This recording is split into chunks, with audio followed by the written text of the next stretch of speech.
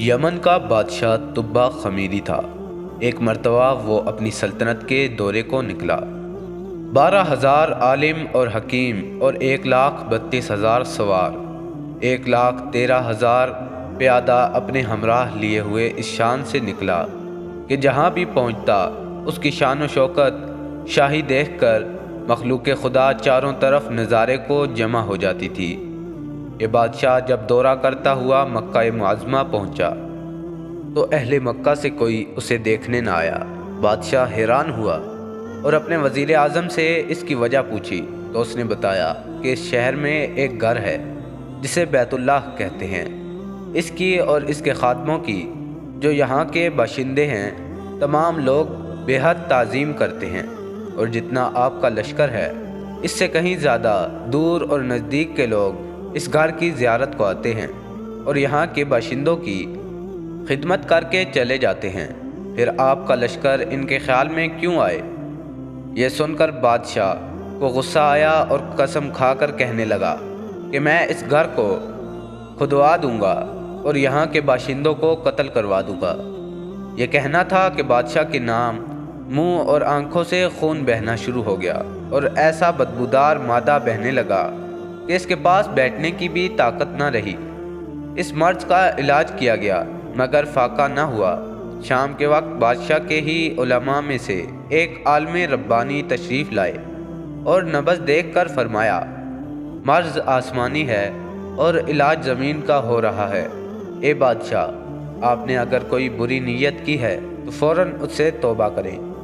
بادشاہ نے دل ہی دل میں بیت اللہ شریف اور خدام کعبہ کے متعلق اپنے ارادے سے توبہ کی، اور توبہ کرتے ہی اس کا وہ خون اور مادہ بہنا بند ہو گیا، اور پھر صحت کی خوشی میں اس نے بیت اللہ شریف کو ریشمی غلاف چڑھایا اور شہر کے ہر باشندے کو 7 اشرفی اور 7 ریشمی جوڑے نظر کیے۔ پھر یہاں سے چل کر مدینہ منورہ پہنچا تو ہمراہ علماء نے جو قطب سماویہ کے عالم تھے وہاں کی مٹی کو سونگھا اور کنکریوں کو دیکھا، اور نبی آخر الزماں صلی اللہ علیہ وآلہ وسلم کی ہجرت گاہ کی جو علامتیں انہوں نے پڑھی تھیں ان کے مطابق اس سرزمین کو پایا، تو باہم عہد کر لیا کہ ہم یہاں ہی مر جائیں گے مگر اس سرزمین کو نہ چھوڑیں گے۔ اگر ہماری قسمت نے یاوری کی تو کبھی نہ کبھی جب نبی آخر الزماں صلی اللہ علیہ وآلہ وسلم تشریف لائیں گے ہمیں بھی زیارت کا شرف حاصل ہو جائے گا، ورنہ ہماری قبروں پر تو ضرور کبھی نہ کبھی ان کی جوتیوں کی مقدس خاک اڑ کر پڑ جائے گی، جو ہماری نجات کے لیے کافی ہے۔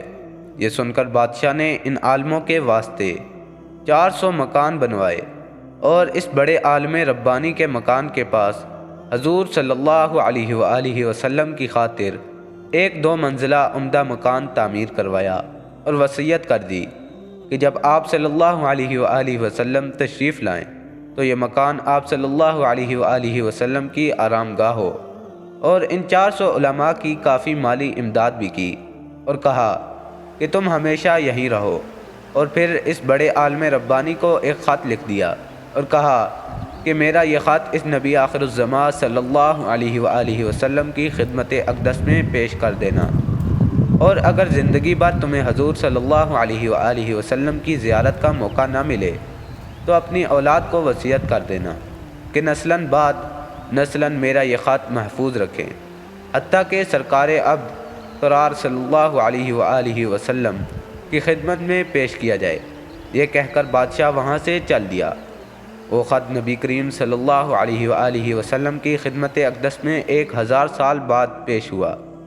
کیسے ہوا اور خط میں کیا لکھا تھا سنیے، اور عظمت حضور صلی اللہ علیہ وآلہ وسلم کی شان دیکھیے۔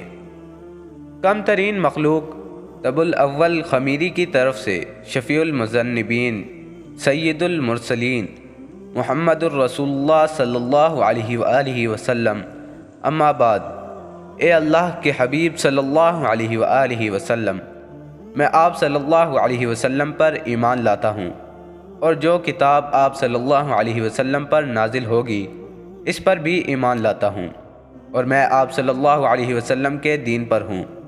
بس اگر مجھے آپ صلی اللہ علیہ وسلم کی زیارت کا موقع مل گیا تو بہت اچھا و غنیمت، اور اگر میں آپ صلی اللہ علیہ وآلہ وسلم کی زیارت نہ کر سکا تو میری شفاعت فرمانا، اور قیامت کے روز مجھے فراموش نہ کرنا۔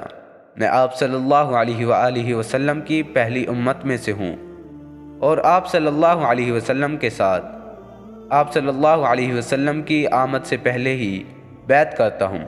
میں گواہی دیتا ہوں کہ اللہ ایک ہے، اور آپ اس کے سچے رسول صلی اللہ علیہ وآلہ وسلم ہیں۔ شاہ یمن کا یہ خط نسلاً بعد نسلاً ان 400 علماء کے اندر حرز جان کی حیثیت سے محفوظ چلا آیا، یہاں تک کہ 1000 سال کا عرصہ گزر گیا۔ ان علماء کی اولاد اس کثرت سے بڑھی کہ مدینہ کی آبادی میں کئی گنا اضافہ ہو گیا، اور یہ خط دست بدست ما وصیت کے اس بڑے عالم ربانی کی اولاد میں سے حضرت ابو ایوب انصاری رضی اللہ تعالیٰ عنہ کے پاس پہنچا، اور آپ نے وہ خط اپنے غلام خاص ابو لیلہ کی تحویل میں رکھا۔ اور جب رسول اللہ صلی اللہ علیہ وآلہ وسلم نے مدینہ ہجرت فرمائی اور مدینہ کی الوداعی گھاٹی مسنیات کی گھاٹیوں سے آپ صلی اللہ علیہ وآلہ وسلم کی اونٹنی نمودار ہوئی، اور مدینہ کے خوش نصیب لوگ محبوب خدا صلی اللہ علیہ وآلہ وسلم کا استقبال کرنے کو جوک در جوک آ رہے تھے، اور کوئی اپنے مکانوں کو سجا رہا تھا تو کوئی گلیوں اور سڑکوں کو صاف کر رہا تھا، اور کوئی دعوت کا انتظام کر رہا تھا، اور سب یہی اصرار کر رہے تھے کہ حضور صلی اللہ علیہ وآلہ وسلم میرے گھر تشریف لائیں۔ حضور صلی اللہ علیہ وآلہ وسلم نے فرمایا کہ میری اونٹنی کی نکیل چھوڑ دو، جس گھر میں یہ اونٹنی بیٹھے گی وہیں میرا قیام ہوگا۔ چنانچہ جو 2 منزلہ مکان شاہ یمن طبہ خمیری نے حضور صلی اللہ علیہ وآلہ وسلم کی خاطر بنوایا تھا، وہ اس وقت حضرت ابو ایوب انصاری رضی اللہ تعالیٰ عنہ کی تحویل میں تھا۔ اسی میں حضور صلی اللہ علیہ وآلہ وسلم کی اونٹنی جا کر ٹھہر گئی۔ لوگوں نے ابو لیلہ کو بھیجا کہ جاؤ حضور صلی اللہ علیہ وآلہ وسلم کو شاہ یمن طبہ خمیری کا خط دے آؤ۔ جب ابو لیلہ حاضر ہوا تو حضور صلی اللہ علیہ وآلہ وسلم نے اسے دیکھتے ہی فرمایا، تو ابو لیلہ ہے؟ یہ سن کر ابو لیلہ حیران ہو گیا۔ حضور صلی اللہ علیہ وآلہ وسلم نے فرمایا، میں محمد الرسول اللہ صلی اللہ علیہ وآلہ وسلم ہوں۔ شاہ یمن کا جو خط تمہارے پاس ہے لاؤ، وہ مجھے دو۔ چنانچہ ابو لیلہ نے وہ خط دیا۔ حضور صلی اللہ علیہ وآلہ وسلم نے پڑھ کر فرمایا، صالح بھائی، طبہ کو آفرین و شاباش ہے۔